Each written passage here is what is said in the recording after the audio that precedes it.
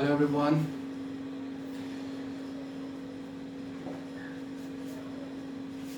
ये क्वेश्चन आपको तो दिख ही रहा होगा।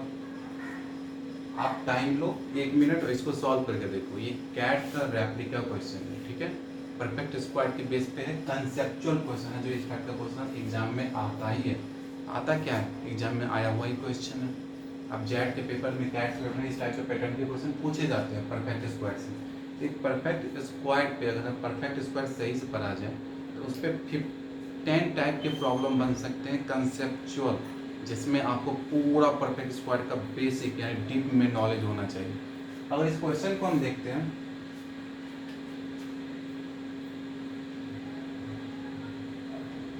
if any perfect square if the tens place is odd then find number of all possible value of unit digit। अगर किसी परफेक्ट स्क्वायर का, जितने भी परफेक्ट स्क्वायर हैं इस वर्ल्ड में, उसका अगर टेंस प्लेस अगर ऑड नंबर हो, टेंस प्लेस अगर ऑड नंबर हो तो कितने वैल्यू उसके यूनिट डिजिट के पॉसिबल हो सकते हैं, ठीक है। तो देखिए परफेक्ट स्क्वायर से हम स्टार्ट करते हैं। तो वन का स्क्वायर 1, ये भी परफेक्ट स्क्वायर है।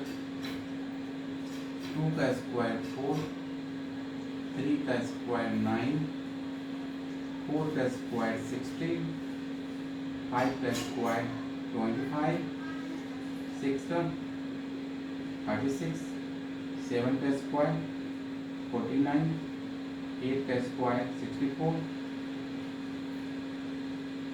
9 का स्क्वायर 81, 10 का स्क्वायर 100, 11 का स्क्वायर 121, 12 का स्क्वायर 144, 13 का स्क्वायर 169, 14 का स्क्वायर 196, 15 का स्क्वायर 225, 16 का स्क्वायर 256, 17 का स्क्वायर 289, 18 का स्क्वायर 324।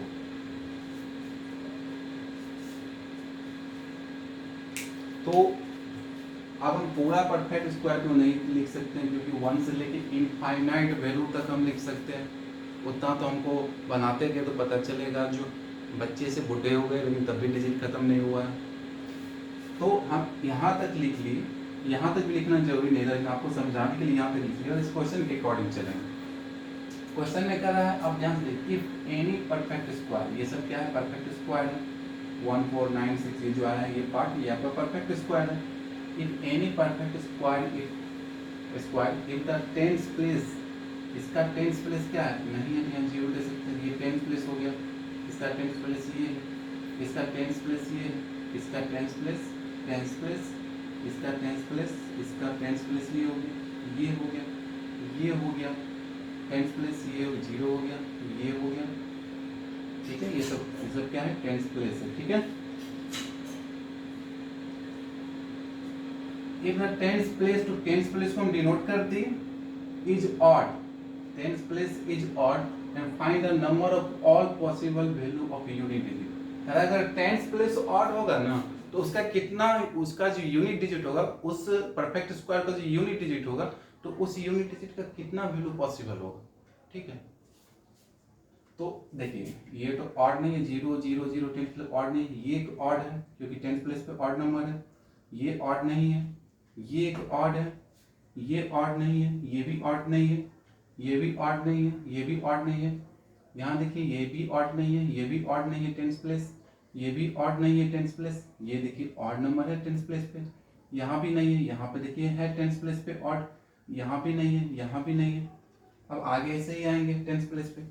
तो अगर टेंस प्लेस पे ऑड नंबर हो तो possible value of unit digit, यानी कि अगर टेंस प्लेस पे ऑड नंबर है तो यूनिट डिजिट क्या आ रहा है, 6। अगर टेंस प्लेस पे ऑड नंबर है तो यूनिट डिजिट क्या आ रहा है, 6। अगर टेंस प्लेस पे आपका ऑड नंबर है तो यूनिट डिजिट क्या आ रहा है, 6। टेंस प्लेस पे अगर ऑड नंबर है तो यूनिट डिजिट क्या आ रहा है, 6। यानी कि हम ये एक बार कंफर्म हो गए, जितने भी टेंस प्लेस पे ऑड होंगे परफेक्ट स्क्वायर में, तो कोई भी डिजिट आप ले लीजिए उसका परफेक्ट स्क्वायर कीजिए। अगर टेंस प्लेस पे ऑड आ रहे हैं उसका यूनिट डिजिट हम ऑलवेज 6 होगा, ठीक है। तो पूछ रहा है find the number of possible value of unit digit, तो पॉसिबल वैल्यू पूछ रहा है तो वो पॉसिबल वैल्यू 1 होगा, एक ही पॉसिबल वैल्यू होगा यूनिट डिजिट का, वो कौन सा होगा, उसका नाम पूछे वो कौन सा होगा, तो वो होगा 6, ठीक है। तो पॉसिबल वैल्यू तो एक ही आया 6, क्योंकि हर जगह 6 ही आएगा, तो पॉसिबल वैल्यू एक ही आएगा, वो है 6। इस क्वेश्चन का आंसर क्या हो जाएगा 6। तो देखिए डिजिट से क्वेश्चन को बनाया जाता है, डिजिट से क्वेश्चन को निकाला जाता है, इससे और भी क्वेश्चन जनरेट हो सकते हैं। आपको ये क्वेश्चन समझ में आया? Thank you.